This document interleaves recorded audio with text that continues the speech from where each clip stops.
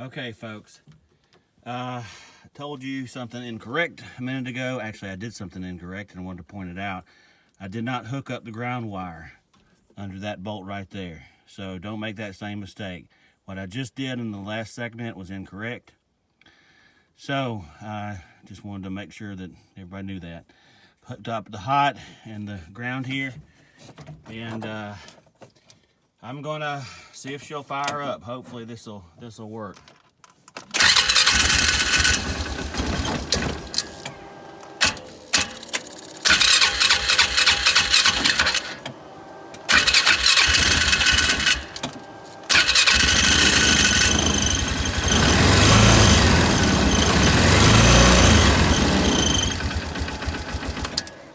Well, she's cranking now. You see though that I've got the same problem that I had been having, so it must not be the starter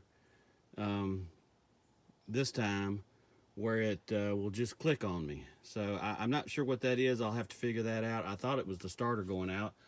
Obviously that's not the case, but it's quite obvious the other starter did go out because it wouldn't do anything. So I've got the starter replaced. Hope this helps somebody else out with a 2010 or similar Honda Polaris Ranger 500. Got a Honda ATV. So anyway, sorry about that.